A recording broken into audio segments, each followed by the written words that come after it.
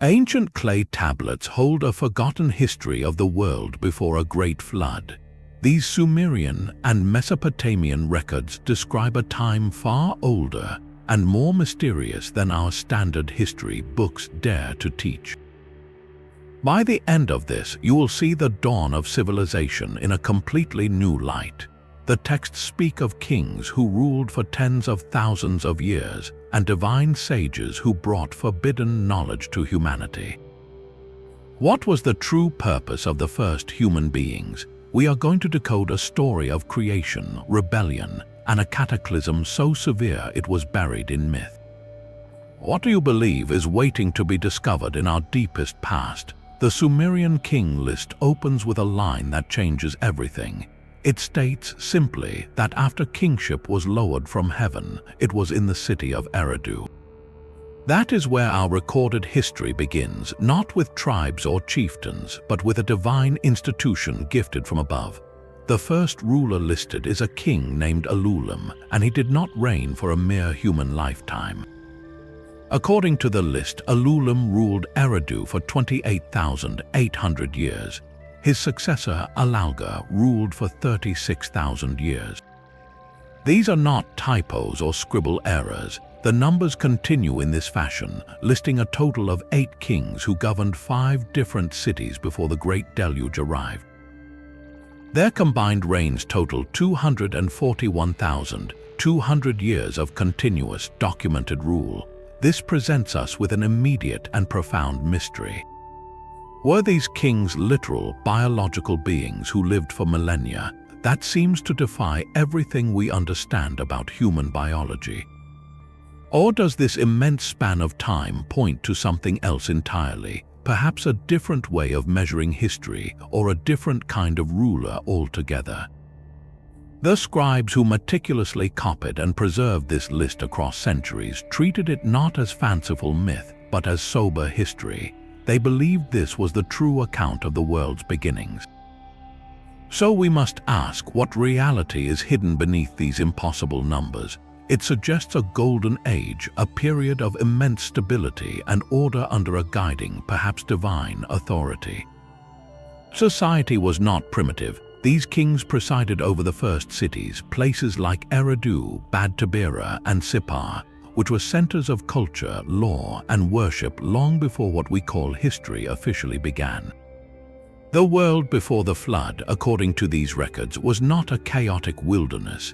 It was a carefully managed epoch, a time when gods walked among men and established the very blueprint for civilization. The sheer length of the reigns implies a continuity of knowledge and purpose we can scarcely imagine. Secrets of architecture, astronomy, agriculture, and governance could be preserved and perfected over tens of thousands of years. This was not an age of struggle, but one of foundational creation. Yet, this stable, divinely ordained world did not last. The King List concludes this first epoch with a stark, chilling line. Then the flood swept over the earth. After the flood had swept over and kingship had descended from heaven again, kingship was in Kish, and the reigns notably become much shorter. The timeline snaps into something resembling human history. This is the great dividing line. Everything before the flood belongs to a different order of existence. Everything after represents a new, diminished, and forgetful world. The central question then becomes not just about the length of the reigns, but about the nature of the rulers themselves. Who or what were these antediluvian kings, and what catastrophic event was so terrible that it reset the very clock of human civilization, burying that first world under water and mud, leaving only these cryptic numbers as a clue to its lost grandeur? To understand the world before the flood, we must first understand how the world itself was made. The Mesopotamian creation story, known as the Enuma Elish, is not a gentle tale of cosmic love. It is a story of violent struggle, divine rebellion, and a very specific purpose for humankind. Before anything we recognize existed, there was only the mingled primordial waters of Apsu, representing fresh water, and Tiamat, representing the salt sea. From their union, the first generations of gods were born. but these younger gods were noisy and chaotic, disturbing the perfect, silent stillness that Apsu desired. Apsu plotted to destroy them, to return everything to nothingness. This sparked the first cosmic war. The god E, a master of wisdom and magic, learned of the plot and struck first, putting Apsu into a deep sleep and then slaying him.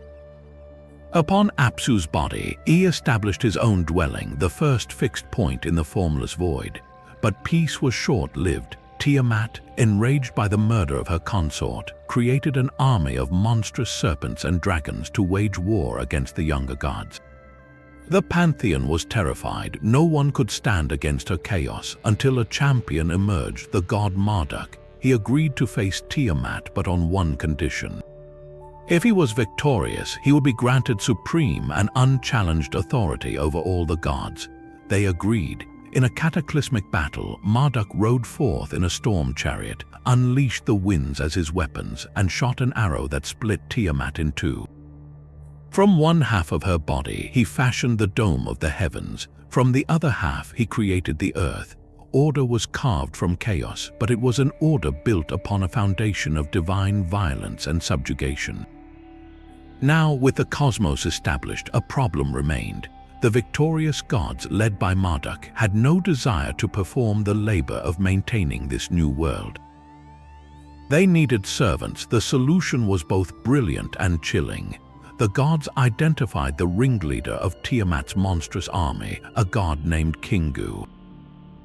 They held him responsible for the rebellion and executed him. Then, from Kingu's blood mixed with clay, the god E and the mother goddess Mami fashioned the first human beings. Our origin in this oldest of recorded stories is not from stardust or divine breath alone, but from the essence of a slain rebel, and our purpose was explicitly defined.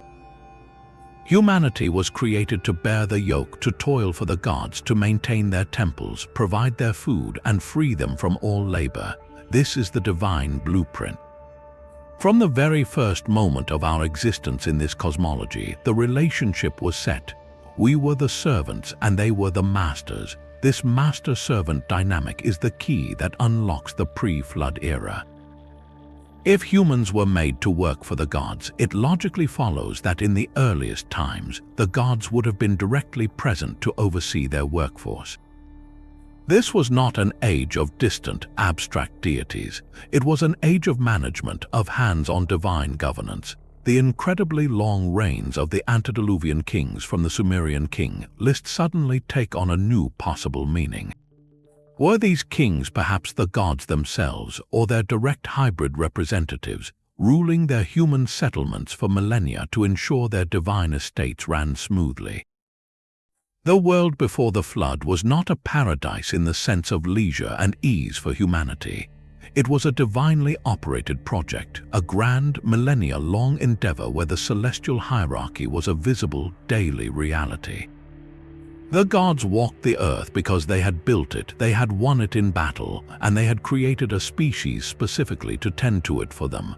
This foundational context of service and direct oversight makes the event that comes next, the Great Deluge, even more perplexing. If humanity was performing its intended function, what could have possibly gone so terribly wrong that the architects decided to wipe the slate almost entirely clean? The city of Eridu was not just another ancient settlement. In the Sumerian worldview, it was the absolute beginning, the sacred blueprint for everything that followed. The texts are unequivocal. Kingship was first lowered from heaven to Eridu. It was here that the god of wisdom and fresh water, Enki, known as E in Akkadian, established his dwelling upon the sweet waters of the Abzu. This was not a metaphor. The Abzu was both a physical spring or aquifer and a cosmic concept, the source of all underground freshwater and divine knowledge. Enki built his temple upon this very spot, anchoring the divine order to the earth. For the Sumerians, Eridu was the primordial city, the model of urban life gifted by the gods themselves before the Great Deluge ever occurred. This presents a staggering possibility. Could the ruins of Eridu hold physical evidence for that legendary pre-flood world? archaeology takes us to a place called Tel Abu Sharain in southern Iraq, a lonely mound rising from a flat, desolate plain. This is Eridu. Excavations have revealed a staggering sequence of history, layer upon layer of rebuilding and renewal over millennia. At the very bottom, beneath everything else, archaeologists uncovered a series of temples, each one built directly atop the last. The earliest of these structures is a simple, yet profoundly significant mud brick shrine dating back to at least 5,400 BC, a time so remote it predates the pyramids of Egypt by thousands of years. This shrine was dedicated to Enki and was expanded and rebuilt over and over, growing into the massive ziggurat complex whose ruins we see today. The depth and continuity of this sacred site are what stop historians in their tracks. The Mound of Eridu represents an unbroken chain of worship stretching back into a past so deep it brushes against the edges of the Sumerians' own legendary history. The sheer antiquity of its foundation aligns eerily with the mythological timeline that speaks of a foundational era before catastrophe. What makes Eridu uniquely compelling is its isolation in time. Other early cities show evidence of prior, smaller settlements, but Eridu's earliest level appears as a sudden, sophisticated establishment. It was a planned city with a temple complex at its heart from the very start. This matches the textual tradition perfectly. The gods did not find a city, they founded one according to a divine plan. The temple, called the Abzu or House of the Abzu, was more than a place of prayer. It was considered a direct interface with the divine source, a place where the wisdom of Enki flowed into the world. As the first city, Eridu was the prototype for Mesopotamian civilization. All concepts of kingship, law, architecture, and religious ritual were believed to have emanated from this single point of origin. So, was it the capital of a pre-flood civilization? The texts strongly imply it was the foremost city of that lost age, the seat of the first incredibly long reigning kings. The archaeological record does not show a city destroyed by a massive flood in its earliest layers, but it does reveal a site of foundational importance whose origins are shrouded in profound antiquity, a place that later generations looked back to as the birthplace of their world. Eridu stands as a powerful testament, a physical mound whose deepest roots reach down into the very soil of legend, inviting us to wonder what truly transpired in that first, divinely ordained city when the gods were still a daily presence and the great waters had not yet risen. This divine blueprint required more than just labor. It needed knowledge, a precise set of instructions for building and maintaining the world. For that, the god Enki sent his emissaries. They were called the Apkallu, the 7 sages of the antediluvian age. These were not ordinary men. Ancient descriptions and artwork portray them as utterly otherworldly. They are depicted as hybrid creatures, beings with the bodies of men but the heads of fish, or sometimes as wise men wearing the complete skin of a fish as a cloak. They emerged from the sweet waters of the Abzu, the subterranean ocean of wisdom that Enki presided over. Their singular, sacred mission was to carry the foundational codes of civilization, known as the Me, from the realm of the gods to the fledgling cities of humankind. The Me were not just ideas, they were the divine decrees, the immutable blueprints for every aspect of a functioning society. The first Apkallu, named Yuana, also called Adapa, is credited with giving humanity the very concept of writing, of speech, and the patterns of civilization. His successors brought the knowledge of law, architecture, metalworking, agriculture, and medicine. They taught people how to measure fields, how to construct temples according to sacred geometry, and how to organize society itself. This is a profound and recurring theme in ancient records. Civilization did not evolve slowly from scratch through trial and error. According to these texts, it was delivered, fully formed, by non-human intelligences who arrived with a complete curriculum. The fish-like appearance of the sages is a critical detail. It forever marks them as beings from another domain, specifically from Enki's watery realm of knowledge. They are the ultimate culture bearers, the intermediaries who bridge the vast gap between the divine architects and their human workforce. Their existence explains the sudden, sophisticated emergence of places like Eridu.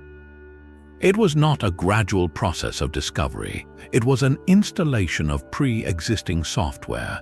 The work of the Apkallu defined the golden age before the flood, an era where humanity lived in direct communion with these sources of ultimate knowledge. But their legacy did not vanish with the deluge. After the waters receded, the tradition holds that a second, lesser order of sages appeared, human scholars who could only partially access the original wisdom. The image of the fish sage became a powerful protective symbol in Babylonian culture for centuries. Clay figurines of the Apkallu were buried in the foundation boxes of buildings and homes to ward off evil spirits, a distant echo of their original role as foundational guardians of civilization. They appear in rituals of exorcism and healing, their names invoked to access ancient, purer wisdom. This enduring veneration tells us something crucial.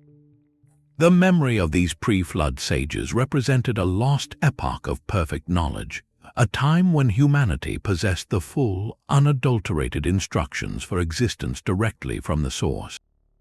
Their strange, piscine forms are a constant reminder that the roots of our world tree back to a time when teachers came not from among us, but from the deep waters of a forgotten world. These immense spans of time force us to confront a critical puzzle. Were these kings literal, biological beings who lived for tens of thousands of years, or is this a code for something else entirely? Scholars have proposed several compelling interpretations, each offering a different window into the ancient mind. One prominent theory points to the Sumerian use of a base 60 numerical system, the same system that gives us 60 seconds in a minute and 60 minutes in an hour. In this system, large numbers could have held symbolic rather than literal value. A reign of 36,000 years might not be a count of days, but a representation of cosmic perfection or divine authority, a mathematical metaphor for a complete and perfect cycle of rule. Another interpretation suggests these are not individuals but entire dynasties. The name Ululim, for instance, might not refer to a single king, but to a royal house that ruled Eridu for a great many generations, with their combined years of rule being recorded under a single founding title. This would compress a long lineage into one legendary figurehead. Then there is the most tantalizing possibility drawn directly from the texts themselves. If humanity was created to serve the gods, and the gods were directly managing these early cities, then perhaps these are not human reigns at all. The King List may be recording the tenures of the gods themselves, or their direct hybrid offspring, the divine rulers who oversaw the antediluvian project. Their longevity would be a feature of their nature, not an error in our understanding. This view transforms the list from a flawed historical record into a theological statement, a chronicle of the time when heaven directly governed earth. The abrupt shift after the deluge is what makes this debate so profound. After the flood swept over, the list continues, but the numbers collapse into a human scale. The first post-flood dynasty, based in the city of Kish, features 23 kings. Their reigns range from a more believable 300 years down to just 100. Then they shrink further, settling into the lifespans we recognize. This is not a gradual decline. It is a stark, definitive break. Something fundamental changed. The direct line of divine or semi-divine rule was severed. The world after the flood was a new world, a harder world where knowledge was fragmented and kings were merely men struggling to remember what was lost. The numbers, therefore, are the central clue. They draw a line in the sand of time. On one side, a realm of immense order and divine proximity measured in cosmic cycles. On the other, our familiar history of struggle, short lives, and forgotten origins. The list insists we see these not as one continuous story, but as two distinct epochs of the world, separated by a wall of water and a profound forgetting. Eridu was the first, but it was not alone. The Sumerian King List names 4 other cities that held kingship before the Deluge, forming a sacred network across the land. After Eridu, kingship passed to Bad-tibira. This city was dedicated to the god Dumuzi, the shepherd deity associated with fertility, vegetation, and the underworld. Its name itself may mean fortress of the metalworkers, hinting at a center for sacred craft and industry. Next came Larak, a city shrouded in greater mystery, linked to the god Pabilsag, a warrior figure often associated with the constellation Sagittarius. Then kingship was in Sippar. This city held profound significance as the cult center of Utu, the god of the sun and of justice. In a world ordered by the gods, Sippar represented the unwavering light of divine law and truth. Finally, before the end, kingship came to Shuruppak. This city was the domain of Sud, later known as Enlil, a goddess of grain and air, and it is remembered forever as the home of the flood hero Ziusudra. These were not random towns. Each was a divine estate, a specialized administrative center for a specific member of the pantheon. Imagine them not as independent human cities, but as managed properties in a vast celestial enterprise. If Eridu was the headquarters of wisdom and fresh water under Enki, then Bad-tibira was the agricultural and pastoral hub. Larak may have been a defensive outpost. Sippar was the judicial and administrative capital, where the sun god's decrees were recorded and enforced. And Shuruppak, the city of grain, was likely a primary center for the cultivation and storage of the food that sustained both the human workforce and the gods themselves.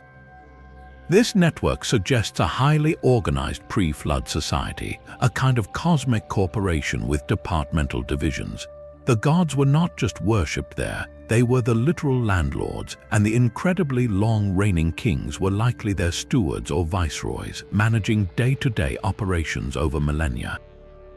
The human inhabitants were the labor force tending the fields of Shuruppak, working the forges of Bad-tibira, and maintaining the temples of Sippar, all according to the sacred blueprints delivered by the Akkadian sages.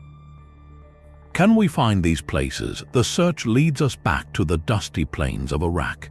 The site of Tel Farah is widely identified as ancient Shuruppak. Excavations there revealed a city that flourished in the early 3rd millennium BC, with evidence of sophisticated grain storage and a large administrative building. Intriguingly, a deep layer of water-laid silt was found, a possible local flood memory that became woven into the greater Deluge legend. Sippar is identified with Tel Abu Haba, where thousands of cuneiform tablets were discovered in the temple of the sun god, a fitting archive for the city of justice. The locations of Bad-tibira and Larak remain less certain, their true sites possibly still buried, waiting to whisper their secrets. Their very existence on the list, however, paints a picture of a coordinated, functional world. This was a civilization with a purpose, a series of interlinked nodes operating under a unified, divine directive. The cataclysm that ended this era did not just destroy cities, it shattered an entire operating system, leaving behind only the names of these divine estates as echoes of a forgotten administrative map. But this grand, divinely engineered system had a fatal flaw, one that would lead directly to the Deluge. To understand the true why behind the flood, we must turn to a darker, more detailed text, the Atrahasis epic. This story begins not with humanity, but with a rebellion in heaven itself. In the beginning, the senior gods, known as the Anunnaki, commanded a lower class of deities called the Igigi. The Igigi were assigned a monumental, backbreaking task. For 40 long periods of time, they were forced to dig the great rivers, the Tigris and the Euphrates, and to dredge the canals that would water the Mesopotamian plain. They were digging the very arteries of the world, and the labor was unbearable. Exhausted and resentful, the Igigi finally reached their breaking point. They gathered outside the grand dwelling of the high god Enlil, threw their tools into a great fire and declared they would work no more. The celestial order was on the verge of collapse. The senior gods were thrown into a panic. Their perfect system was broken. How would the essential work of maintaining creation continue? The god of wisdom, Enki, along with the mother goddess Mame, devised a solution. It was an act of profound and chilling ingenuity. They would create a new being to bear the burden. The rebel god who had incited the Ijigi, a deity named Ilu, meaning God-man, was put to death. From his flesh and blood, mixed with clay, Enki and Mame carefully fashioned the first human beings. Our origin in this story is explicitly functional and starkly material. We were not made in a spiritual image, but from the physical essence of a slaughtered divine rebel designed to be a substitute. The text is clear. The birth goddess pinched off 14 pieces of clay, 7 for males and 7 for females. The purpose of this new creature was singular: to loosen the yoke, to carry the basket of the gods. Humanity was created as a slave race, a biological workforce to take over the eternal toil that the gods themselves found too exhausting. This reframes the entire pre-flood world. It was not a paradise of human and divine harmony. It was a meticulously designed system of exploitation, a cosmic hierarchy where humanity occupied the very bottom rung. We were the living machinery engineered to maintain the earth so the Anunnaki could live in leisure. For a time, the system worked perfectly.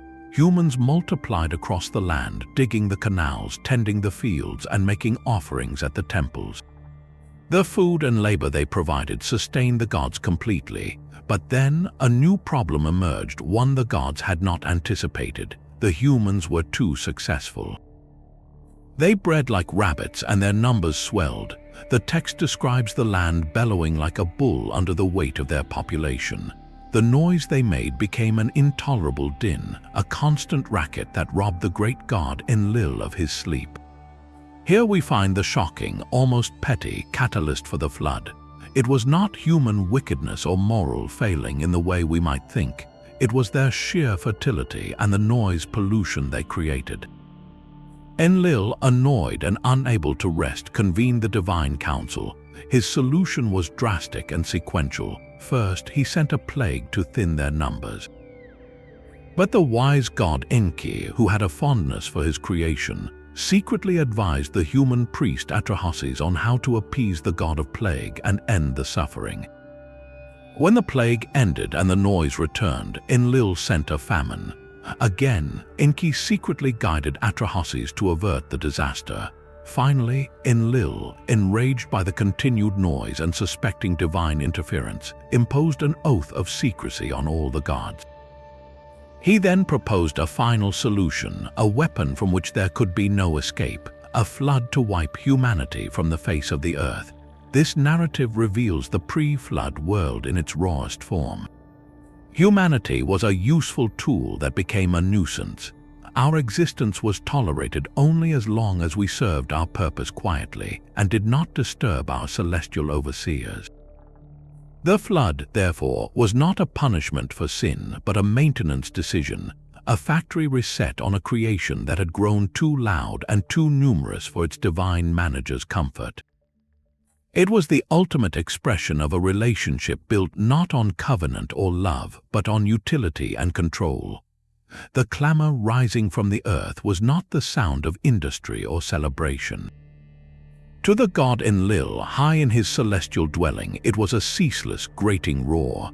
The land, thick with humanity, buzzed like a disturbed hive. Every laugh, every argument, every cry of a child, every pounding of a tool, all merged into a wave of noise that climbed to the heavens and shattered the divine silence.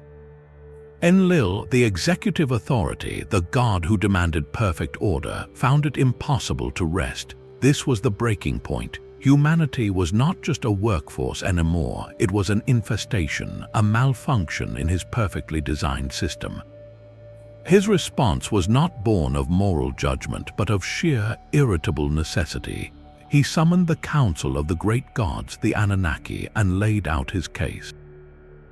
These creatures we made have become too loud. They disturb our very essence. They must be culled. Thus began a grim and methodical campaign, a series of divine interventions meant to quietly correct the problem. Enlil did not unleash the flood immediately. He first tried subtler tools of population control. He sent a devastating plague to sweep across the settlements.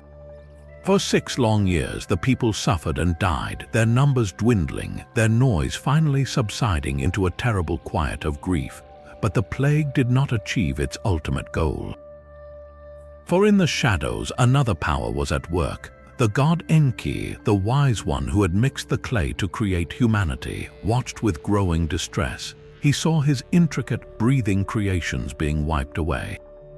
And so he acted, speaking not directly but through the walls of a reed hut. He whispered to a devout man named Atrahasis, the priest king of Shuruppak. Enki guided Atrahasis to direct the people's prayers and offerings away from Enlil and toward the specific god of the plague, Namtar. Appeased by the sudden attention, Namtar lifted his hand. The plague ended, humanity recovered, and inevitably the noise began to swell once more. Enlil's frustration turned to cold fury. He sent a second correction, a crippling famine. He held back the rains and commanded the sea god to withhold the nourishing waters from the deep. The soil cracked, the crops withered, and starvation stalked the land. Yet again the noise faded, replaced by the weak cries of the hungry. And yet again Enki could not stand idly by. He found another loophole in Enlil's decree. He appeared to Atrahasis in a dream, instructing him to gather the people and have them bring their last scraps of grain to the temple, not of Enlil, but of the gods responsible for the weather and the waters. The ruse worked, the offerings confused the divine order, and the rains returned. The famine broke, humanity, resilient and ever-breeding, sprang back to life, and the great din rose again to the sky, louder than ever before. This cycle reveals the fundamental schism at the heart of the pre-flood world. 2 powerful gods were locked in a cosmic struggle over humanity's fate. On one side stood Enlil, the chief executive. He viewed humans as a flawed product, a useful tool that had become defective and disruptive. His solution was pure systems management, deletion and reset. Order for him required silence and obedience, and humanity had failed on both counts. Opposing him was Enki, the brilliant engineer and trickster. He was humanity's architect and, in a strange way, its patron. He saw not just a labor force, but the intricate life he had helped shape. His interventions were acts of subterfuge, clever hacks in the divine code to preserve his creation. This was not a battle of good versus evil, but a clash of divine priorities, control versus creation, cold order versus messy, living complexity. When the famine too was thwarted, Enlil's patience vanished. He called the gods to a secret council. This time he demanded they all swear a binding oath, a vow of absolute secrecy, before revealing his final, irrevocable plan. With Enki bound by this sacred oath, he announced his ultimate solution. He would unleash the great weapons of the sky and the deep, the tempest and the abyss. He would send a flood so vast it would wipe every human being from the face of the earth. No more plagues, no more famines, no more tricks. This would be a total cleanse, a return to the silent, pristine state before the first human was ever fashioned from clay and rebel's blood. The stage was set for catastrophe, but the oath of secrecy contained one fatal flaw. It bound the gods not to reveal the plan to humans, but it said nothing about speaking to the walls of a reed hut. Bound by the sacred oath, Enki stood trapped in a terrible silence. He could not speak the truth to any human ear. Yet as the divine council dispersed, its grim decision final, the great flood already churning in the celestial plans, Enki's mind, ever inventive, sought a crack in the contract. The oath forbade him from warning mankind. It said nothing of warning a structure. Under the cover of gathering storm clouds, he approached not Ziusudra, the pious king of Shuruppak, but the king's own humble reed hut. He stood before its woven wall and began to speak, his voice a low murmur meant for the fibers of the reeds themselves. Wall, listen. Reed, wall, pay attention. Now hear my words. Tear down your house, build a boat, abandon possessions, seek life. Bring aboard the seed of all living things. This is the moment of cosmic subterfuge, a divine being exploiting a literal loophole to save his creation from total annihilation. He did not command Ziusudra to build an ark. He commanded the wall to instruct its owner. It is a breathtaking piece of mythological lawyering, preserving Enki's technical innocence while ensuring the message was delivered. Of course, Ziusudra was listening on the other side. He heard every word. The command was specific and urgent. The boat was not to be a sleek vessel for sailing, but a massive, sealed cube, a submersible designed not to ride the waves but to survive beneath them. Enki gave precise dimensions, instructing it to be equal in length, width, and height, with a roof like the vault of heaven, sealed tight with bitumen. This was a life pod, a floating vault. The instruction to bring the seed of all living things is profoundly revealing. This was not about saving every animal for sentimental reasons. It was about preserving the genetic and biological blueprint of the entire antediluvian world. The flora and fauna were part of the original divine project, assets in the grand design that Enki refused to see completely erased. Ziusudra, by safeguarding them, became the custodian of the old world's living library. This scene establishes one of the oldest and most powerful archetypes in human storytelling, the chosen one who receives forbidden knowledge. Ziusudra is not a hero because of his strength, but because of his obedience and his proximity to the divine whisper. He is the vessel, both literally and figuratively, for the preservation of wisdom. While Enlil sought a clean slate, Enki engineered a backup. The ark, therefore, becomes more than a boat. It is a time capsule hurtling through the catastrophe, carrying within its dark hold the very essence of the world that was condemned to die. Ziusudra's mission transforms in that instant. His task is no longer to serve the gods in the fields. It is to defy the will of the highest god, Enlil, by ensuring that someone survives. He is to become the living memory of a forgotten age, the sole inheritor of a history that the waters were meant to wash away forever. The whispered words to the reed wall were not just a warning, they were the first act of rebellion in the new age, a secret passed from a dissident god to a listening man, ensuring that even a cleansed world would one day remember what it had lost. The whispered instructions were not for a ship but for a sanctuary built to sink. The Mesopotamian flood hero, whether called Ziusudra or Utnapishtim, was given a blueprint that defies all common sense for maritime travel. The god E commanded him to build a vessel equal in width, length, and height. It was to be a perfect cube. The Epic of Gilgamesh provides the staggering details. The boat's floor area was to be 1 acre with walls 10 dozen cubits high.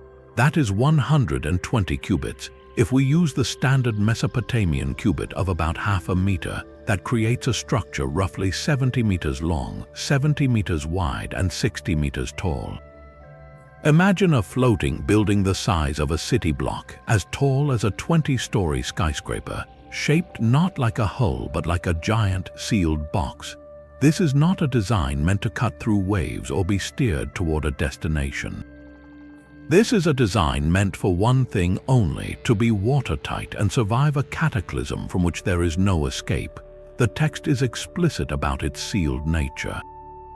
Utnapishtim was to strengthen the boat with multiple internal decks, to caulk it with bitumen inside and out, and to use strong pitch to make it utterly impervious. The imagery is of a submerged vault, a life pod. Compare this to the more familiar biblical account of Noah's Ark. In Genesis, the ark is a long, rectangular barge, 300 cubits long, 50 cubits wide, and 30 cubits high. That is a length to width to height ratio of 30 to 5 to 3, a shape with clear nautical proportions designed for stability and buoyancy in water. It is a vessel meant to float upon the flood. The Mesopotamian cube is something else entirely. Its equal dimensions suggest a craft designed not for floating upon the surface, but for enduring a force that would crush or capsize any normal ship. This points directly to the nature of the predicted disaster. A worldwide, prolonged deluge might be survived in a stable barge, but a sudden, catastrophic inundation, a massive wall of water, or a series of tsunami-like waves would require a different kind of craft. A sealed, reinforced cube could be submerged, tumbled, and battered by such forces and potentially retain its structural integrity. It could become a kind of ancient submarine, its occupants sealed inside with their precious cargo of life, waiting for the fury to pass and for the waters to calm enough for it to resurface or be grounded. The specified size is equally telling. 1 acre of floor space with multiple decks provides an immense internal volume. This was not just for animals and a single family. The scale suggests a mandate to preserve a vast sample of the antediluvian biosphere, perhaps even tools, seeds, and records. The engineering knowledge implied is profound. To conceive of a wooden structure of that monumental scale, capable of being sealed against tremendous pressure, and to understand the principles of displacement and internal reinforcement, speaks to a level of technical insight that seems anachronistic for a simple, ancient farmer. This reinforces the core idea of the Apkallu sages, the imparting of forbidden knowledge. The Ark's blueprint itself appears to be a lost technology, a specific survival science given by a god who understood the precise nature of the coming cataclysm. It was not a hopeful boat built for a voyage, it was a desperate fortress built for an apocalypse.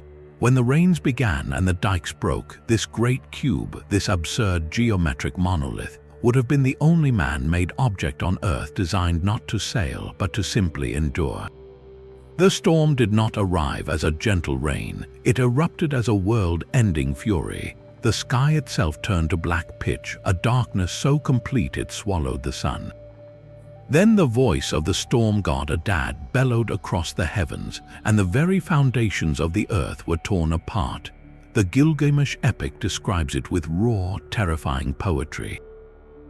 For 6 days and 6 nights, the winds marched like an invading army, and the flood swept over the land. On the 7th day, the flood, which had fought like a woman in labor, finally subsided.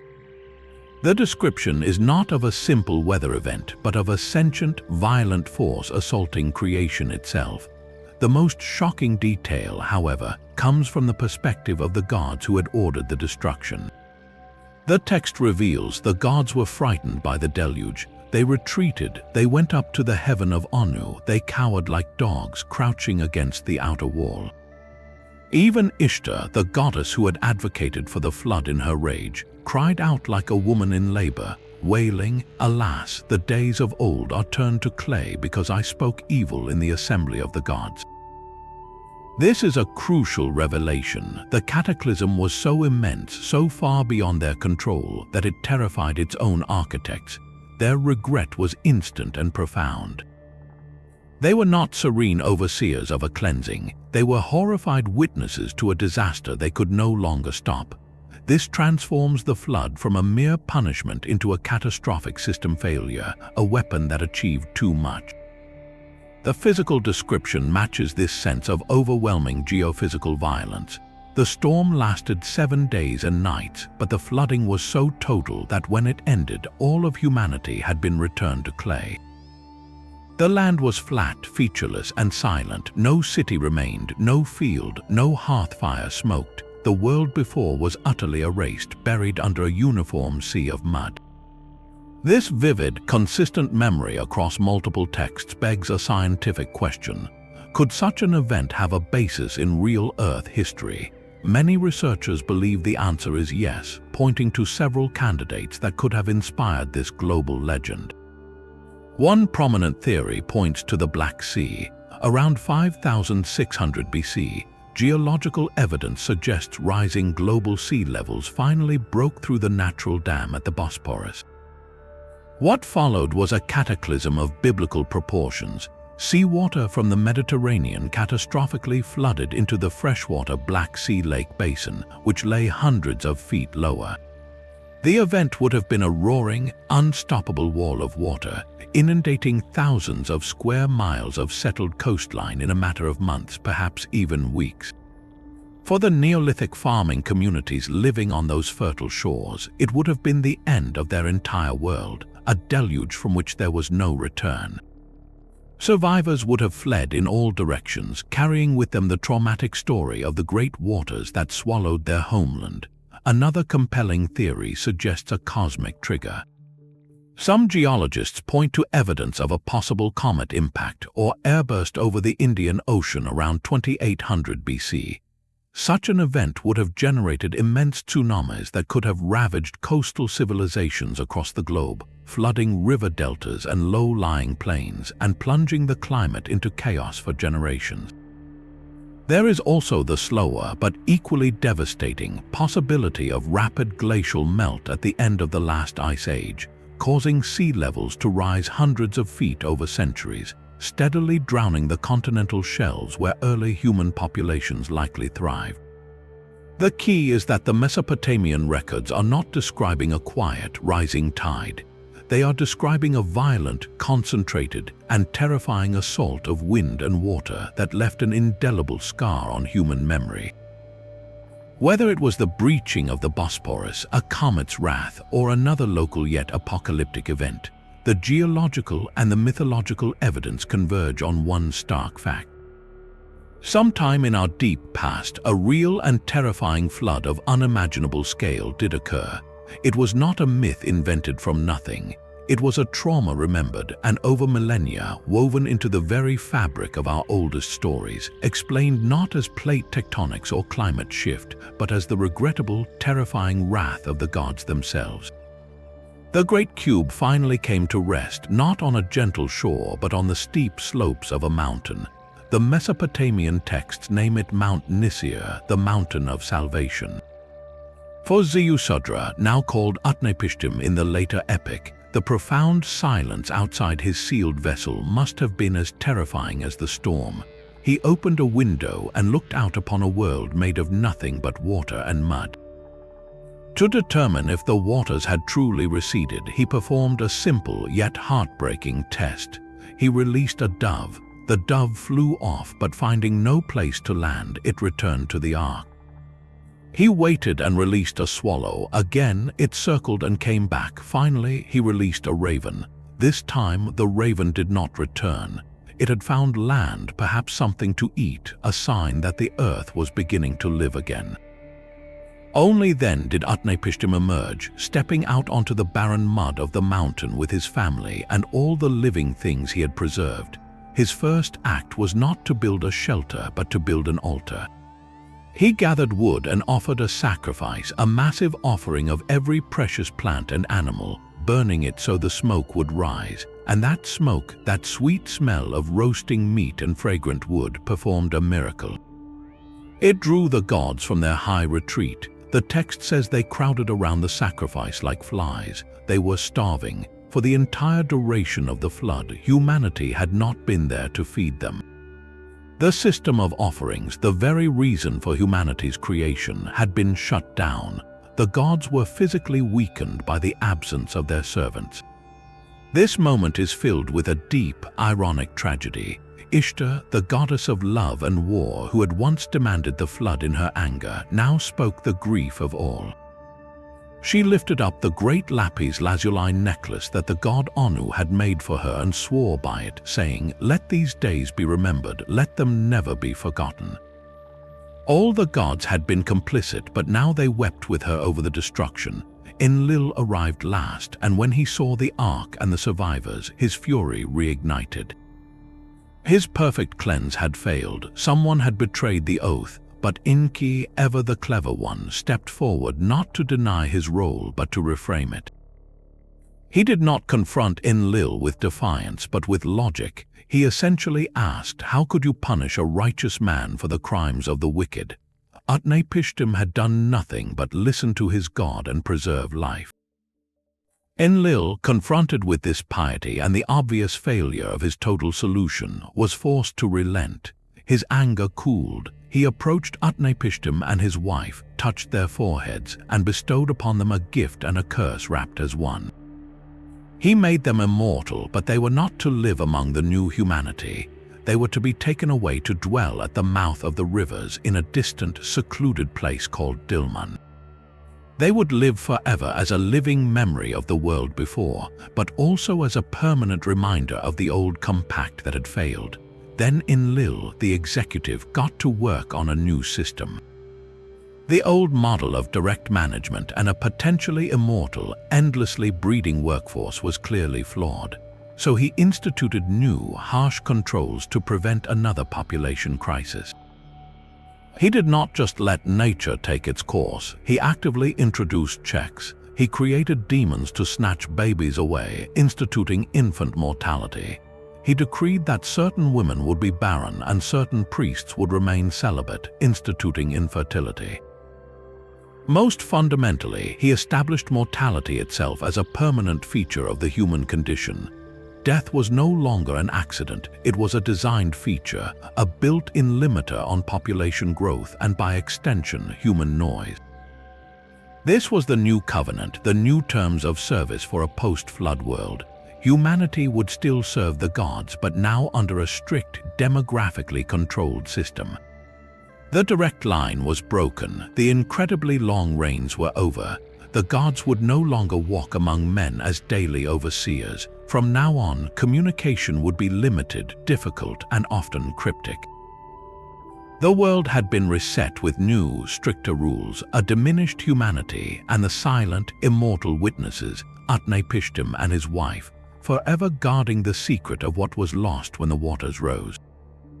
The Ark was a floating archive. While animals and people filled its decks, its true cargo was far more profound. It carried the operating system for a world. Ziusudra was not just saving lives, he was preserving the very templates of civilization, the divine blueprints known as the Me. These were not physical objects, but the foundational concepts for society itself, the knowledge originally delivered by the fish sage Akkadian. Imagine the principles of sacred geometry needed to build a temple, the agricultural cycles tied to the stars, the formulas for making bronze, and the legal codes that maintained order. These were the non-perishable seeds he safeguarded. When the waters receded and his descendants began to build again, they were not starting from scratch. They were reinstalling a saved program. This directly explains the most baffling historical mystery in Mesopotamia, the so-called Sumerian miracle. Around 4000 BC, in the mud of the post-flood plain, the city of Uruk arose almost overnight with staggering sophistication. It featured monumental architecture, a complex bureaucracy, and the world's first written script. This was not a slow evolution from village to city. It was a sudden, full-blown renaissance. The archaeological record shows a dramatic leap, as if a switch was flipped. The cuneiform writing that appeared on those earliest clay tablets was not primitive. It was a complex, abstract system capable of recording law, literature, and accounts. Where did it come from? The texts themselves give us a clue. They say writing was a gift from the gods, specifically from the first Apkallu sage. Could the knowledge of cuneiform or a proto-script have been among the preserved Me in Ziusudra's care? It is a compelling thought. The rapid establishment of kingship, law, and urban planning in places like Kish, the first post-flood dynasty, mirrors the pre-flood model of divinely ordained cities like Eridu and Sippar. It was a restoration project, not an invention. The survivors were rebuilding a world they remembered, guided by the preserved instructions of the lost age. They were reassembling civilization from a backup drive. This changes our view of history entirely. The dawn of what we call civilization was not humanity's great awakening from ignorance. It was an act of desperate memory, a race to reconstruct a shattered world before the knowledge of how to do so faded forever. The gods, after instituting mortality, had stepped back. Humanity was now on its own, tasked with running the system with only a partial manual, forever haunted by the echoes of a time when the architects walked among them and the knowledge was whole. The floodwaters receded, leaving a world stripped bare and silent. Yet the Sumerian King List does not end with the deluge. It records a profound reset. The line reads, after the flood had swept over and kingship had descended from heaven again, kingship was in Kish. This single, repeated phrase marks a new beginning, but one of a fundamentally different order. The list resumes, chronicling the first post-flood dynasty, 23 kings who ruled from the city of Kish, but the numbers have collapsed. The reigns are no longer measured in tens of thousands of years. They range from 300 years down to 100 and eventually shrink to mere decades. The cosmic clock has been recalibrated to a human scale. This is not a gradual decline, it is a stark, deliberate demarcation in the record. The scribes were telling us that the age of direct divine management was over. The new rulers were men, albeit men of legendary stature, struggling to rebuild in a diminished world where the gods had withdrawn to a cautious distance. One of these early kings of Kish embodies this fragile, transitional era perfectly. His name was Etana, the shepherd. The list gives him a reign of 1,500 years, a number that still echoes the old world but is a fraction of what came before. Etana's story, preserved in later fragments, is one of a desperate king facing a crisis his ancestors never would have encountered. Etana had no son. In a world where dynastic continuity was the bedrock of the new order, this was a catastrophe. His prayers to the gods went seemingly unanswered. His solution was not to wait for a divine decree, but to seek out a forbidden source of knowledge. He sought the plant of birth, a mythical herb that could grant him an heir. To find it, he needed to ascend to the heavens, a journey that was once the province of gods alone. His vehicle was an eagle. In a complex myth of betrayal and alliance, Etana rescued a wounded eagle, and in return, the mighty bird agreed to carry him skyward. The description of the flight is haunting. As they rose, the earth began to shrink beneath them. The great ocean surrounding the lands became like a small moat, and the vast earth itself turned into a mere garden plot. The higher they climbed, the more the world of men diminished into insignificance. Then, overcome by terror at the vast emptiness, Etana looked down, lost his nerve, and he and the eagle began to fall. The story's end is lost, but the message is clear. The bridge between heaven and earth was broken. The direct ascent was now fraught with peril and ultimately failed. Etana, the shepherd king, stands as the archetype of post-flood humanity, ambitious, resourceful, but ultimately unable to reclaim the proximity to the divine that his antediluvian predecessors had known.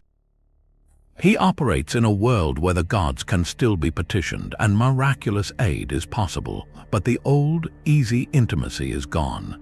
This shift, documented in the King List, reveals a sophisticated historical consciousness. The Mesopotamians were not simply recording names, they were mapping a theological and historical rupture. They preserved the memory of two distinct ages, the first ending in catastrophic flood, the second beginning with a weakened, mortal kingship. The list itself is the proof of their understanding. They knew they were living in a sequel, a world built upon the muddy ruins of a grander, stranger original. The reigns shrinking from millennia to centuries to decades is not an error. It is a narrative device showing the steady fading of the old world's aura. Human agency increases because the divine supervisors have stepped back. Kings now wage wars, build cities, and make mistakes on their own authority. The gods intervene less directly, often through omens, dreams, or selective favor. The blueprint from the old world persists, the very idea of kingship lowered from heaven, but the operators are now mortal, forgetful, and far more vulnerable. This is the true legacy of the flood, a world where humanity must steer its own course, guided only by the fragmented, awe-inspiring memory of a time when heaven was not a distant realm, but a management office just down the river. The price of survival was eternal exile. Ziusudra, now Utnapishtim, and his wife were granted immortality by the god Enlil himself, but they were not to remain in the new world they had helped seed. The texts say they were taken away to live far away at the mouth of the rivers in a place called Dilmun. This is not a reward of paradise, but a sentence of sacred isolation. They became living relics, the sole physical witnesses to the world before the deluge, forever separated from the humanity that would now spring from their children. They are custodians of a truth too potent for the new age, guardians of a memory that could destabilize the fresh, fragile order the gods had just established. Their eternal life is a form of preservation, like a living scroll placed in a sealed archive, ensuring the knowledge of the antediluvian age would not be entirely lost, but also that it would not be freely accessed. The fate of the Apkallu, the 7 fish sage bringers of civilization, is even more telling. Before the flood, they were revered emissaries of divine wisdom. After the waters receded, their relationship with humanity changed dramatically. Later Babylonian traditions speak of them being banished, forbidden from freely walking the human realm. Some texts even transform them from benevolent teachers into dangerous, chaotic beings. They were said to cause problems if not properly appeased, becoming figures of exorcism rituals where priests would command them to return to the depths. This shift is profound. The very entities who gifted humanity the foundations of society were now seen as threats to be controlled. Their wisdom, once essential, was now considered too volatile, too connected to a lost and potentially disruptive world order. The post-flood gods wanted humanity to use the tools of civilization, but not to remember too clearly where those tools came from, or to seek out the original teachers for more. This theme of a severed connection reaches its most poignant moment in the story of Adapa, the first and greatest of the Akkadian sages. Adapa was so wise and devoted that he served as the high priest in the temple of the god Enki. One day, while fishing in the Persian Gulf to supply the temple, the south wind capsized his boat. In a fury, Adapa uttered a curse that broke the very wing of the south wind, stopping it from blowing for 7 days. The high god Anu, hearing of this mortal who wielded such power, summoned Adapa to heaven to explain himself. Before the journey, Adapa's patron, Enki, gave him careful advice. He told Adapa that in heaven he would be offered the bread of death and the water of death. He must refuse them. This was a trick. When Adapa stood before Anu, the god, impressed by his wisdom and sincerity, decided to offer him a different gift entirely, the bread of life and the water of life.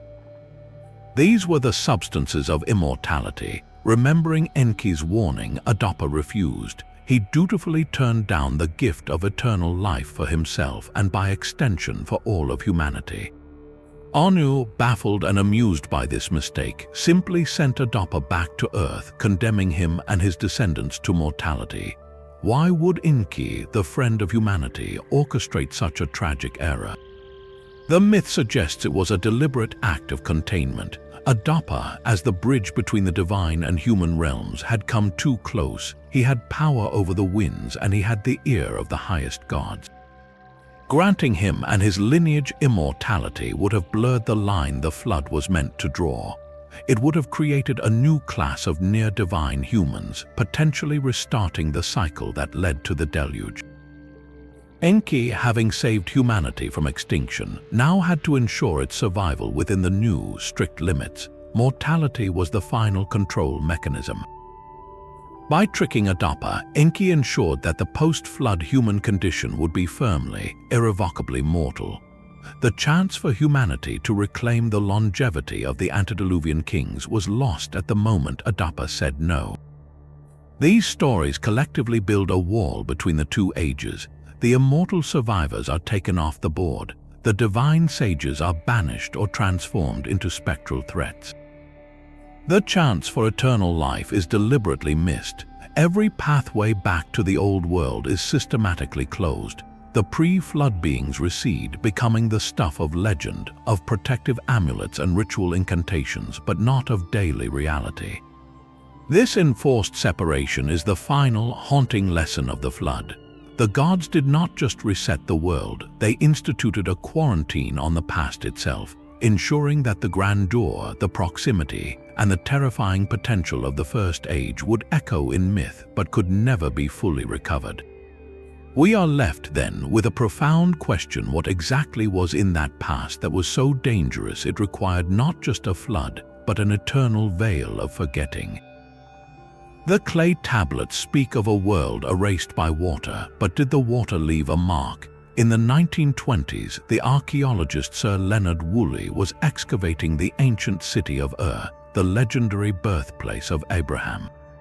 His team dug deep through the layers of a magnificent Sumerian city, down through earlier settlements, and then they hit something strange. Beneath the ruins of a thriving ancient town, they found not more pottery or foundations, but a massive, uniform deposit of clean, water-laid silt.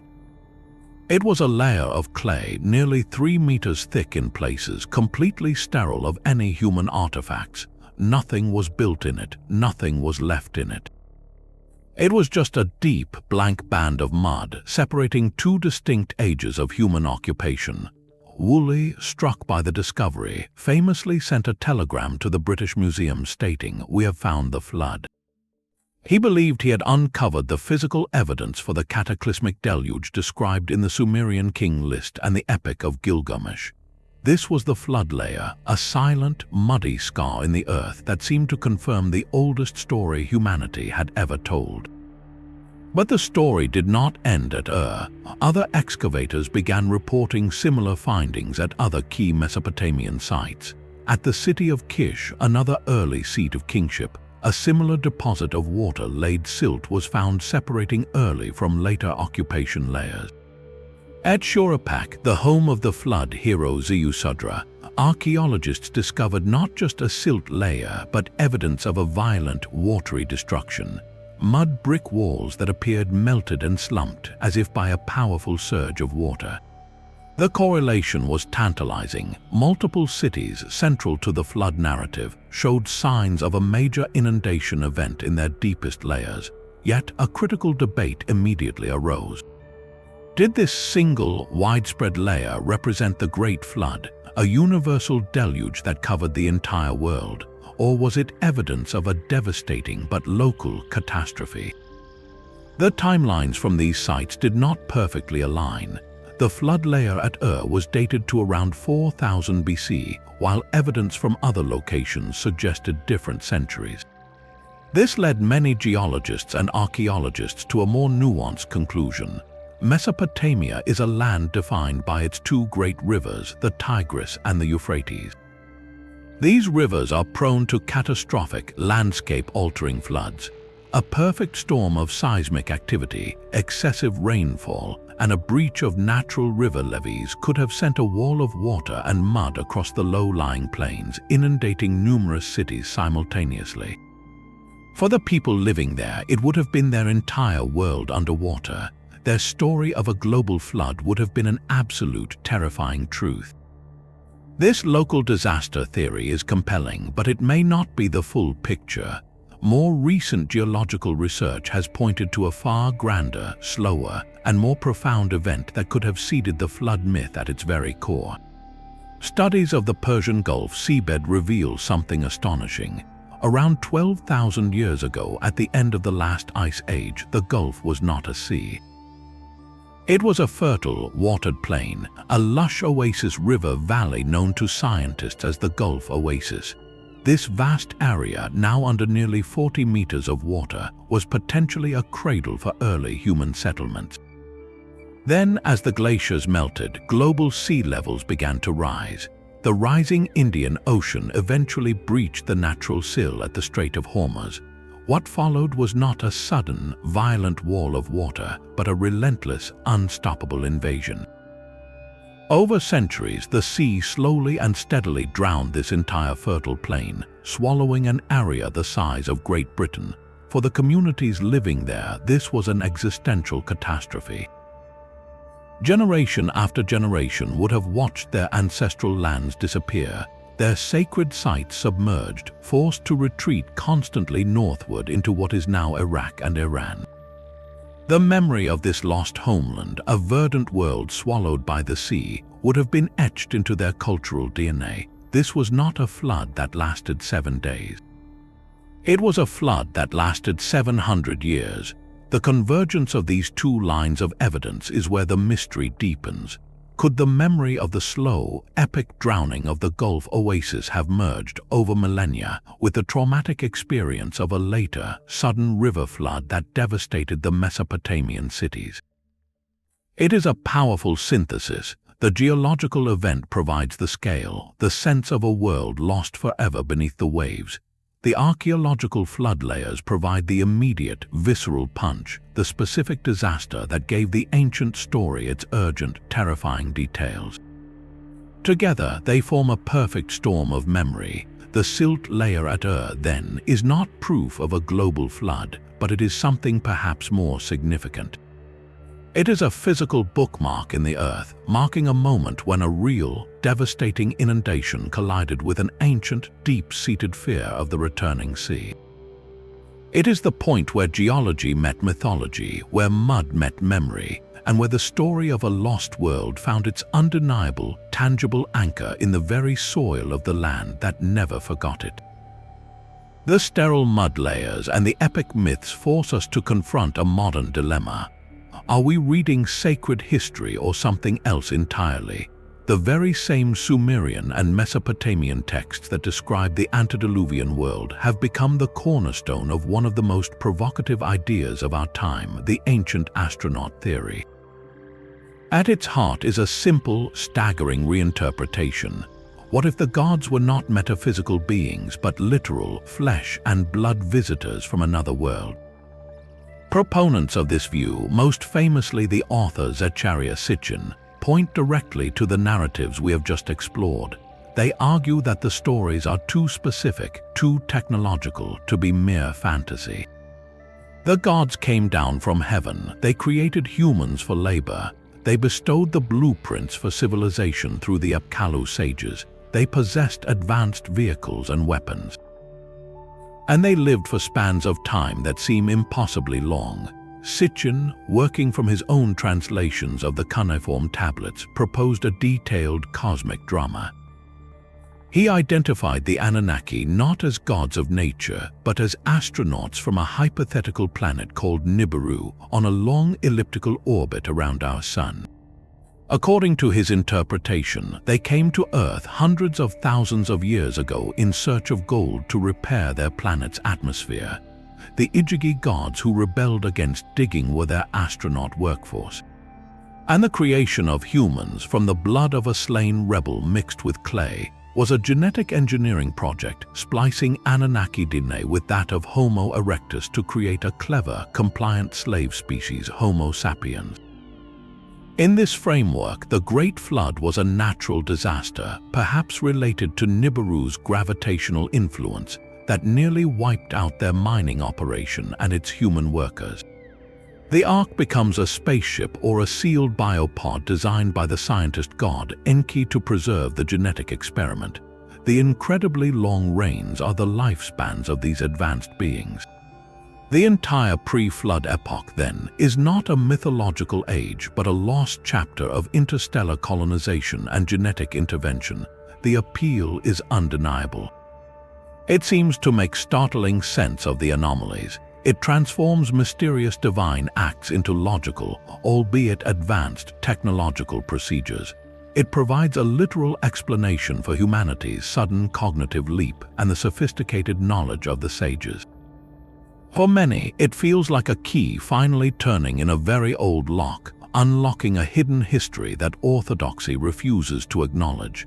Yet, the vast majority of academic scholars and Assyriologists, the experts who dedicate their lives to these languages and cultures, reject this interpretation entirely. Their counterarguments are based on context, not conspiracy. They begin by challenging the translations. Sitchin's rendering of key terms like Nibiru as a planet is hotly disputed. In Mesopotamian astronomy, Nibiru is more commonly understood as a crossing point, a celestial marker often associated with Jupiter or Mercury, not a hidden 12th planet. The word Anunnaki itself likely means something like princely seed or offspring of the sky god Anu, denoting their status as a divine council, not a species name. More fundamentally, scholars argue that reading these texts as literal, technical manuals misses their entire purpose. These are mythopoetic works, the foundational literature of a civilization.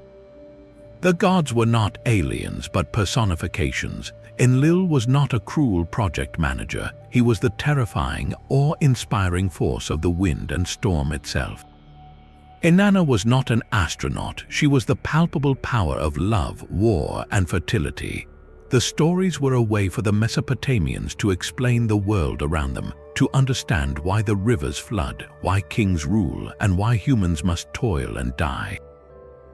The creation of humans from clay is a near-universal mythological trope, from the Bible to Greek myth to countless indigenous traditions, symbolizing our connection to the earth.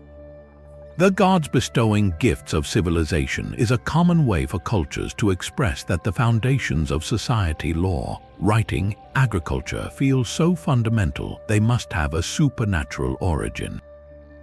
It is an expression of gratitude and wonder, not a record of technology transfer. The long reigns they suggest are theological statements about the timeless, foundational nature of that first era, not biographical data. So we are left with two radically different lenses. One sees a coded record of contact, a literal truth buried in symbolic language. The other sees profound symbolic storytelling, a truth about the human condition and our place in the cosmos expressed through the language of the sacred. Which lens feels more true to you? Does the ancient astronaut hypothesis explain the strange specificity of the texts, or does it strip them of their deeper metaphorical power to make them conform to a modern sci-fi sensibility? Perhaps the most fascinating possibility lies not in choosing one side definitively, but in understanding why these 3,000-year-old stories continue to provoke such a potent, boundary-pushing question. They stubbornly refuse to be simple.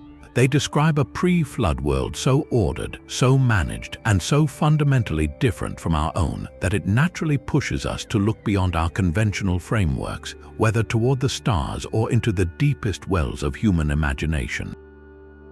The Genesis flood narrative feels hauntingly familiar for a reason. We have two righteous men separated by centuries of tradition, each chosen to survive a world-ending deluge. In Mesopotamia, it is Ziusudra, later called Utnapishtim, the king of Shuruppak. In the Bible, it is Noah, a righteous man in his generations. Both are warned of the coming catastrophe by a divine power. Both receive precise, technical instructions to build a massive, sealed vessel. Both are told to bring their family and pairs of every living creature aboard.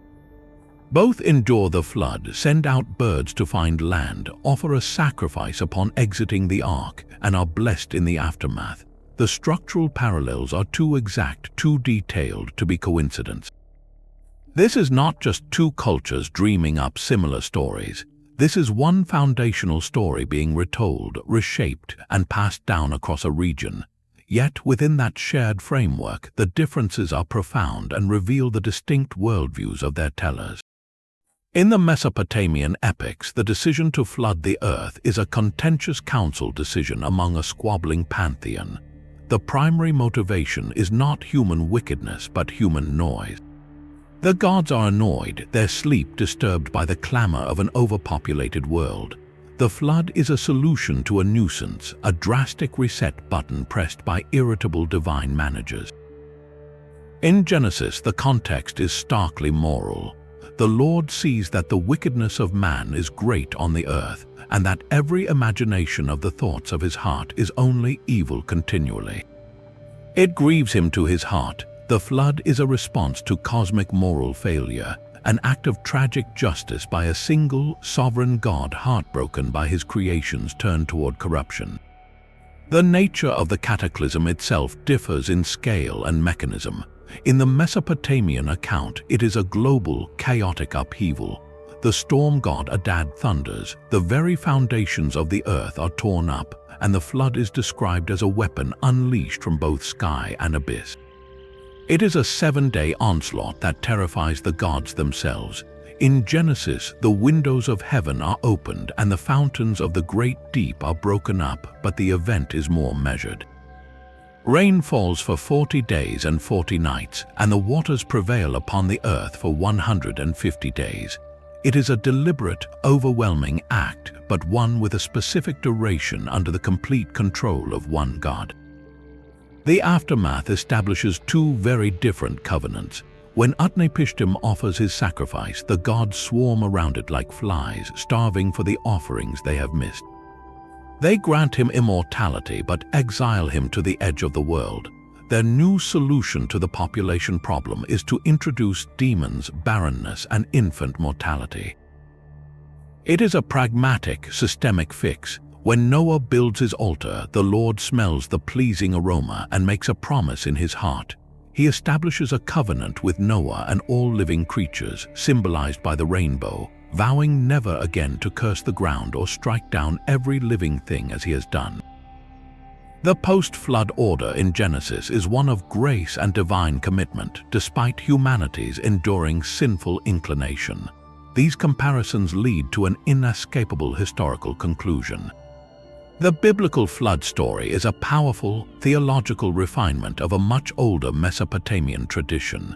The scribes of ancient Israel, living in a world steeped in the cultural currents of the Near East, would have known these Babylonian and Sumerian tales perhaps from the time of the exile.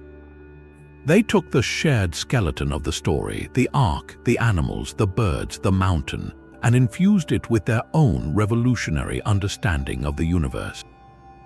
They replaced a capricious divine committee with one just and holy God. They transformed a tale of divine annoyance into a profound parable of sin, judgment, and mercy. They turned a pragmatic survival myth into a cornerstone of their covenantal relationship with the divine. This is not borrowing in a crude sense. It is translation in the deepest meaning of the word, carrying a story from one conceptual world into another, reshaping its very soul to fit a new understanding of humanity's place before a single creator. The persistence of this story, from the clay tablets of Shuruppak to the scrolls of Genesis, proves one thing beyond doubt: the memory of a great flood was not a minor legend. It was a seismic event in the human psyche, a trauma so deep that every civilization touching those ancient rivers felt compelled to explain it, to wrest meaning from the mud, and to ask what it meant for the relationship between heaven and earth. This relationship was never one of parent and child. According to the oldest stories we have, humanity was engineered for a function. The Mesopotamian texts are brutally clear on this point. Before the Great Deluge, the gods were tired. The lower deities, the Igigi, rebelled against their endless toil of digging rivers and canals.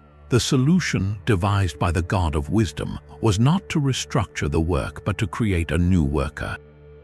From the blood of a slain rebel god mixed with clay, the first human beings were fashioned. Our purpose was inscribed in our very substance: to loosen the yoke, to carry the basket of the gods. We were, in the most literal sense, a slave species, a biological instrument designed to maintain the world so our creators could live in leisure. This is not a metaphor buried in poetic language. It is the stated, operational reason for our existence in these records. The pre-flood world, then, was not a Garden of Eden where humans walked with gods in fellowship. It was a vast, divinely owned estate, and we were the permanent staff tending the fields of Shuruppak, maintaining the temples of Sippar, and ensuring the offerings never ceased. The incredibly long reigns of the antediluvian kings make a grim new sense under this light. They were not benevolent patriarchs, they were immortal foremen, managing a global workforce over millennia to ensure maximum productivity for the absentee landlords in heaven. The entire system was one of perfect, silent utility. Humanity was a tool, and for a long time the tool worked exactly as designed, but tools can become noisy. They can multiply, they can become a nuisance when the clamor of human population grew too loud, disturbing the sleep of the chief god Enlil. The decision was made not to fix the tool, but to scrap the project and start over. The flood was the ultimate recall, yet even after the waters receded, the fundamental purpose did not change. The post-flood covenant established by Enlil did not grant humanity freedom. It imposed stricter operating limits. We were still servants, still bound to feed the gods through sacrifice and toil. The new terms of service, however, included brutal built-in controls to prevent another population crisis. The gods introduced demons to cause infant mortality. They made certain women barren and certain priests celibate. Most fundamentally, they hardwired mortality itself into the human condition. Death was no longer an accident. It was a designed feature, a demographic limiter installed by management. Suffering, loss, and finite lifespans were not the result of a fall from grace. They were deliberate engineering choices to keep the workforce in check. The philosophical weight of this is staggering. In this ancient worldview, humans are not the pinnacle of creation. We are not the beloved children of a divine parent. We are not even the accidental product of blind evolution. We are a manufactured product created to solve a labor shortage for a higher power. Our pain, our grief, our struggle against an early grave are not tragedies to be overcome, but intentional safeguards in the system. This stands in breathtaking contrast to the ideas that underpin much of modern thought. Humanism, for instance, places humanity at the center, valuing human agency, reason, and ethical autonomy. We see ourselves as the authors of our own destiny, capable of greatness and moral progress. The Mesopotamian records suggest the opposite, that we are tenants in a universe owned by others, our destiny circumscribed by a manual we did not write. So, what are we to make of this? Did these clay tablets preserve a shocking, literal truth about our origins as a designed species? Is our deep-seated sense of being somehow separate from nature, of carrying a divine spark or a cosmic burden, actually a racial memory of our genesis in a distant laboratory of the gods? Or is this entire narrative something else entirely, a powerful myth created to justify the brutal social hierarchies of ancient Mesopotamia? It is a compelling thought. If you are a king or a high priest ruling over thousands of laborers, what better way to legitimize your power than to inscribe it into the cosmos itself? By claiming that all humans were created to serve the gods, and that you alone are the God's appointed representative on earth, you transform exploitation into sacred duty. The suffering of the masses is not your fault. It is part of the divine order, a necessary check on the noisy multitude. The myth becomes a tool of social control, justifying inequality as a feature of creation, not a bug. Both interpretations force us to look in a mirror. If the slave species narrative is true in some literal sense, it recontextualizes all of human striving. Our art, our science, our monuments become either acts of rebellion against our programming or a sophisticated form of divine entertainment. If it is a myth of control, it reveals the terrifying power of story to shape civilizations for millennia, to make people accept their lot because they believe it is written in the stars, or rather, in the wet clay of a primordial god. Perhaps the most haunting question lies between these two poles. Why would a civilization tell such a story about itself? Why choose an origin myth where you are the disposable help rather than the chosen people or the children of light? There is a raw, unflinching honesty to it that feels less like propaganda and more like a confession, a memory of a time when the hierarchy was not just social but cosmic, and the masters were not men in palaces but beings who arrived from beyond the sky, built a world, and left us to tend it, forever wondering if we are the gardeners or the crop. The blueprint for the Ark was not a hopeful guess. It was a precise set of engineering specifications for surviving an apocalypse. This pattern of exact, almost technical, knowledge runs like a hidden current through the antediluvian lore. The seven sages, the Apkallu, did not simply inspire humanity. They delivered the complete package of arts and crafts, from writing and metalworking to law and architecture. This transmission of a full cultural operating system feels less like divine inspiration and more like the transfer of a saved data file. Could these stories be the mythological echoes of a real, technologically sophisticated culture that was lost? Not necessarily a culture of aliens or futuristic machines, but one that achieved a level of knowledge and organization so advanced that to the simpler survivors, it seemed like magic or the work of gods. Consider the cities themselves. The texts state that the gods founded the first cities, like Eridu and Sippar, and gave the plans for their temples. Archaeology shows these earliest urban centers appearing with a startling degree of complexity, almost fully formed. This sudden leap is what baffles historians. It mirrors the myth of the Apkallu, a sudden download of civilizational software. Perhaps the myth preserves a core truth, a memory of teachers who were not fishmen from the abyss, but survivors from a much older, now drowned culture who arrived with the blueprints to rebuild. Their advanced knowledge in the telling and retelling over millennia became cloaked in the supernatural. Their long lifespans could be a distorted memory of their lineage or their preserved wisdom across generations, not their individual biology. We often look for proof of this in mysterious artifacts like the Baghdad battery, a clay jar from 2,000 years ago that resembles a simple galvanic cell, or the Antikythera mechanism, an ancient Greek device of staggering complexity used to predict astronomical positions. These are fascinating red herrings. They prove that ancient ingenuity was far greater than we often assume, but they are products of the known historical world, not the antediluvian one. They show us that advanced knowledge can arise, be lost, and be rediscovered. They are not the smoking gun of a pre-flood super-civilization, but they are a powerful reminder that technological peaks can be erased by time and catastrophe. The real clue lies not in isolated gadgets, but in the integrated system described in the texts. It is the knowledge of astronomy needed to create a calendar for agriculture, the mathematics for surveying land and building stable ziggurates, the chemistry for metallurgy and waterproofing an ark with bitumen. This is not random invention. It is a coherent body of applied science necessary for running a large-scale agrarian society. The Sumerians themselves attributed all of it to a source before the flood.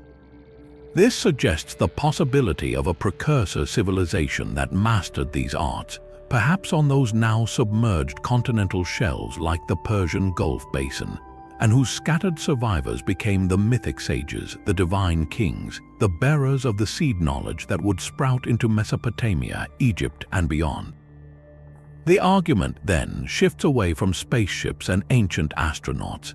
It centers on a lost epoch of human achievement, a civilization that rose during the last ice age when sea levels were hundreds of feet lower, flourishing on coastal plains that are now under the ocean. When the glaciers melted and the seas rose in a slow, global deluge lasting centuries, that culture was erased, its cities swallowed, its people displaced. The survivors carried fragments of its knowledge inland. Over generations, the memory of the teachers, the great kings, and the cataclysm itself was woven into the fabric of myth. The gods who founded cities were the revered leaders of that lost world. The impossibly long reigns were the golden age of its stability. The precise arc was a memory of its maritime or architectural technology. The flood was the very real, traumatic end. This view transforms the Mesopotamian records from mere legend into a potential historical echo, the deepest layer of human memory. It is not about proving the existence of plasma rifles and flying chariots. It is about listening to the persistent story of a forgotten beginning, a time before the waters came, when knowledge was whole and the world was managed under a different, perhaps more advanced hand. The question ceases to be, were the gods aliens? It becomes, what did we forget when the land drowned? And how much of what we call the dawn of civilization was actually a weary, determined rebirth from the mud? The story of a great flood is not unique to Mesopotamia. It is a memory etched into the human psyche on every inhabited continent. In ancient Greece, the god Zeus grew angry with humanity's hubris and unleashed a deluge to wash the world clean. Only two righteous people survived, Deucalion and his wife Pirha, who floated in a chest for 9 days before their ark came to rest on Mount Parnassus. They repopulated the earth not by bearing children, but by throwing stones over their shoulders, which miraculously transformed into new people. Across the world, in the ancient texts of India, we find the story of Manu. Warned by a fish that grew to enormous size, Manu built a massive ship, tied a rope to the fish's horn, and was pulled safely through the cataclysm to a mountaintop, becoming the progenitor of a new human race. The echoes continue. Among the indigenous peoples of the Americas, from the Haida of the Pacific Northwest to the Maya of Central America, stories tell of a time when the waters rose to drown a corrupt or noisy world, with survivors escaping in canoes or finding refuge in hollow reeds. Even in the vast interior of Australia, Aboriginal traditions speak of a time when the sea rushed in to cover the land, forcing people to flee to the highest hills. This pattern is too widespread, too structurally similar to be dismissed as mere coincidence. It begs a monumental question. Why would cultures separated by oceans and millennia, who had no known contact with each other, all tell a core story about a world-destroying flood? The most compelling answer lies not in the stars but in the Earth itself, and in a period of profound planetary change. Around 12,000 years ago, at the close of the last ice age, the world's climate shifted dramatically. Vast continental ice sheets some miles thick began to melt. This meltwater had to go somewhere. It flowed into the oceans, causing global sea levels to rise by nearly 400 feet over the course of several millennia. Imagine what this meant for our ancestors. For tens of thousands of years, human populations had lived and thrived on the continental shelves, those wide, fertile plains that extended far beyond today's coastlines. These were not marginal lands, but likely the heartlands of early human culture, rich with rivers, game, and resources. As the glaciers melted, generation after generation would have witnessed a relentless, terrifying advance.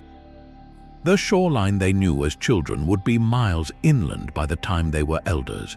Their sacred sites, their hunting grounds, their ancestral homes would have been swallowed foot by foot, year by year by the hungry sea.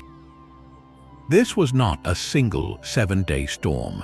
It was a slow-motion apocalypse lasting hundreds of lifetimes, a permanent loss of homeland written in the rising tide. For the people living through it, it would have been the defining catastrophe of their history, the great flood that consumed the world of their forefathers. Survivors would have been pushed inland, carrying with them the traumatic story of the devouring waters. Over thousands of years, as these scattered peoples developed into distinct cultures, the memory of that event would have been preserved, distilled, and mythologized. The slow, creeping flood of geological reality could easily become, in oral tradition, a sudden, divine punishment unleashed in a matter of days. The details would adapt to local geography and belief, but the core truth remained: a world was lost beneath the waves. This global context casts the Mesopotamian records in a stunning new light. The Sumerian and Babylonian versions are not the original story, but they are arguably the most detailed and historically embedded accounts we possess, preserved in writing when other traditions remained oral. Their vivid description of a violent 7-day cataclysm that terrified even the gods could be a specific, concentrated memory of a particularly devastating local event, like a catastrophic breach of the Tigris and Euphrates river system or a tsunami triggered by seismic activity. This local trauma would have fused with the deeper, older memory of the global sea level rise, creating the powerful, layered narrative we find on the clay tablets. The Mesopotamian flood, therefore, becomes a focal point. It suggests these records are preserving more than just a local river flood. They are holding a multi-generational memory of a real, global cataclysm, one that reshaped coastlines, drowned continents, and reset the course of human civilization. When the Sumerian King List draws that stark line between the antediluvian world and everything after, it may be recording, in its own mythic language, the most profound geological divide in human history, the moment the seas claimed our first world and we began again on higher, harder ground. Shuruppak was not just a name on a list, it was the final capital of the world before the flood, the home of the hero Ziusudra, and a real place you can walk to. Today, it is a dusty mound in southern Iraq known as Tel Farah, and its ruins hold a conversation between a legend and a trowel. Excavations here have peeled back the layers of a thriving early Sumerian city, one that flourished around 5,000 years ago. The findings are a catalogue of a civilization's dawn. Archaeologists uncovered vast administrative buildings filled with the earliest known examples of writing, clay tablets recording the distribution of grain, the management of labor, and the inventory of temples. This was a sophisticated urban center, a hub of commerce and governance with carefully planned streets and large-scale grain storage facilities. It was a city fully in operation. Then the diggers found something else. Separating these vibrant layers of life from those above, they discovered a distinct band of sediment, a uniform layer of water-laid silt and clay. This was not the gentle deposit of a seasonal river overflow. Mixed within this layer were signs of violent destruction, mud brick walls that appeared slumped and melted, as if struck by a powerful, churning surge of water. The evidence pointed to a catastrophic, sudden inundation that buried Shuruppak around 2900 BC. This is the flood layer, a physical scar matching the city's legendary fate. But here lies a fascinating puzzle for the timeline. This archaeological flood at Shuruppak is dated centuries later than the geological events that may have inspired the deepest flood memories, like the drowning of the Persian Gulf Plain. So, what are we seeing? It is likely a powerful convergence of memory and history. The people of Mesopotamia carried within their cultural memory an older, grander trauma, a story of a world lost beneath primordial waters. Then, within their own historical era, a devastating flood actually did destroy one of their great cities, Shuruppak, the very city tradition named as the flood hero's home. In the aftermath, the two events would have fused in the collective consciousness. The local disaster became the vessel for the cosmic myth. The destruction of a specific city around 2900 BC became remembered as the moment the antediluvian world ended. This is how legend crystallizes around history. The administrative tablets found at Shuruppak are not records of gods or sages. They are the mundane, beautiful paperwork of a functioning society. Yet, by being preserved in the very city of the flood hero, they become something more. They are a snapshot of the world that was washed away, a tangible glimpse of the normalcy that was shattered. The grain accounts and labor rosters are the bedrock of civilization, the very thing the gods created humanity to manage. When that city was buried under mud, it would have felt like the end of an epoch. For later generations of scribes compiling the King List and the epics, this historical flood provided a concrete anchor point. It allowed them to place the mythic event within a landscape they knew, at a city they could name. The flood of Shuruppak gave the older, vaguer cataclysm a time and a place, merging local history with cosmic legend in the Sumerian mind. The city's ruins, therefore, stand as a monument to this fusion, where every grain of silt in that flood layer carries two stories, the real death of a city and the symbolic end of a world. The world before the flood was not a dark age of stone and superstition. It was a different order of existence entirely, a lost epoch we can only reconstruct by weaving together the threads the clay tablets left behind. Picture the landscape not as the desert of modern Iraq, but as the fertile, watered plains of the Persian Gulf oasis, a vast river valley that stretched southward toward the Indian Ocean. This was the stage. Upon it walked the administrators of this first world, beings the records call gods or kings, but who we might understand as a separate order. They possessed lifespans spanning millennia, not years, granting them a perspective of time and continuity we can scarcely fathom. They were not distant spirits in the sky. They were present, hands-on managers of a grand terrestrial enterprise. They established a network of specialized city estates along those lush shores. Eridu was the headquarters of wisdom and freshwater. Shuruppak managed the vast grain stores. Sippar upheld the law under the sun. Each city was a node in a celestial operation, run by these long-lived stewards for their own inscrutable purposes. And humanity, we were not the architects of this world. We were its vital, living machinery. Forged from the essence of a rebel and the clay of the earth, our singular purpose was to bear the yoke. We were the created workforce, digging the canals that drained the fields of the gods, harvesting the grain that filled their storehouses, and maintaining the temples that anchored their power to the earth. This was not a relationship of worship in the abstract.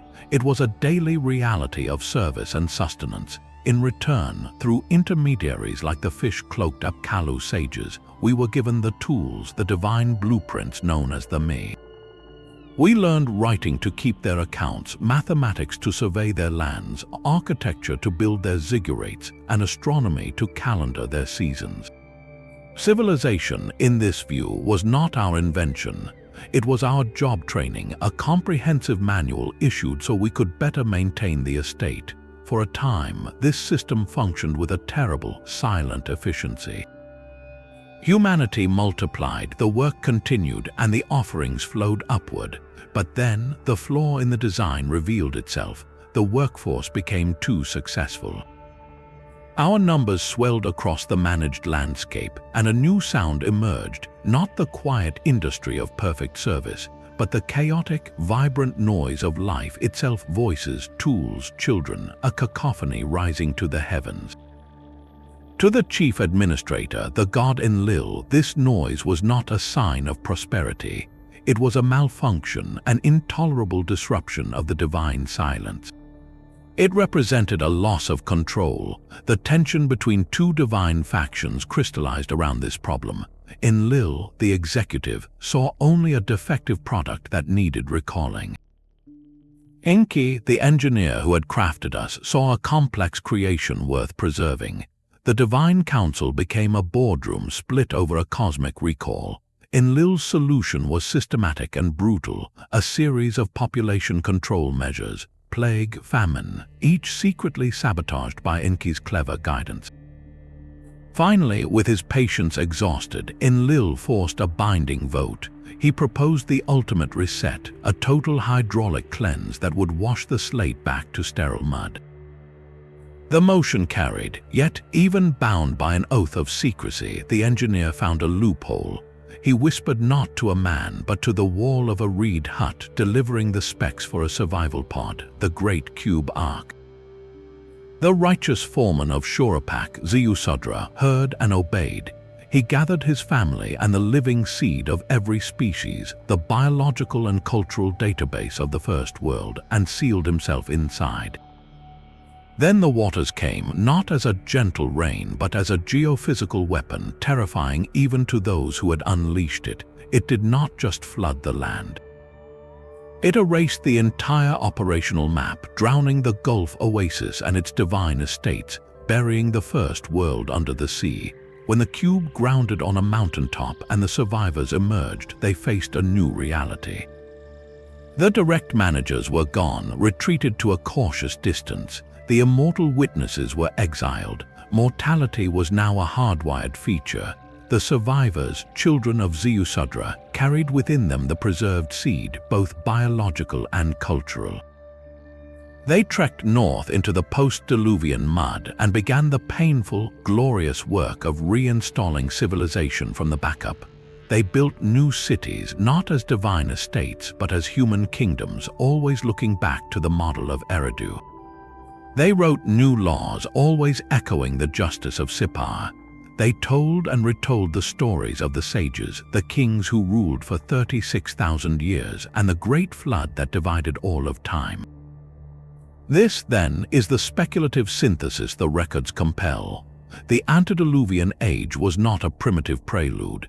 It was a foundational epoch of direct, otherworldly management, a time when the relationship between heaven and earth was one of stark utility. Its catastrophic end was not a mythic punishment, but a failed systems overhaul. And our history, everything we call the dawn of civilization, is not a beginning, but a haunted, determined aftermath, forever echoing the rhythms and blueprints of a world that now lies silent beneath the waves. The story we have just traced is not a simple fable. It is a breathtakingly detailed chronicle, meticulously pressed into wet clay and baked for eternity. It speaks of gods who walked the earth, kings who ruled for 36,000 years, and fish sages who delivered the blueprints for civilization itself. It tells of humanity's creation not as an act of love, but as a solution to a divine labor shortage, engineered from the blood of a rebel and the mud of the earth. And it culminates in a cataclysmic flood, a terrifying reset that even its architects regretted, an event that divided all of time into a before and an after. For the Sumerian scribes who copied and preserved these texts across centuries, this was not mythology. This was their sacred history, the recorded account of how their world came to be. So we are left standing at the edge of a vast and haunting question. What are we really holding in our hands? Are these tablets merely profound, poetic myths, ancient humanity's attempt to explain the brutal realities of suffering, toil, and death by attributing them to the whims of powerful, capricious gods? Is the entire narrative a sophisticated metaphor for the human condition, born from the mud of the Mesopotamian plain? Or could these records be something else entirely? Could they be the fragmented, distorted, but ultimately real memory of a lost chapter in the human story, a civilization before civilization? Imagine a precursor culture not of aliens but of advanced humans, flourishing on now submerged lands like the Persian Gulf oasis. A culture whose long-lived leaders became the gods, whose brilliant teachers became the fish sages, whose technological knowledge became the divine gifts. A culture whose catastrophic end in the rising seas at the end of the Ice Age became the Great Flood. The stories passed down by its survivors would, over thousands of years, inevitably transform into the epic tales we find on the Sumerian tablets. The evidence will never be conclusive. It lives in the realm of interpretation, in the space between a sterile layer of silt and a line of cuneiform poetry. But that is where the true mystery lies and where your perspective becomes part of the story. What do you believe? When you look at the Sumerian King List with its impossible reigns, or the story of Enki whispering to a reed wall, do you see a beautiful, metaphorical explanation for the world? Or do you see the ghostly outline of a forgotten truth, a prehistoric epoch whispering to us from beneath the mud and the myth? The conversation continues, and it is one of the most fascinating we can have. Share your thoughts in the comments below. Do you think the Sumerian records reveal a hidden truth about our deep past? Let us know, and be sure to like this video and subscribe to join us as we unravel the next great historical mystery.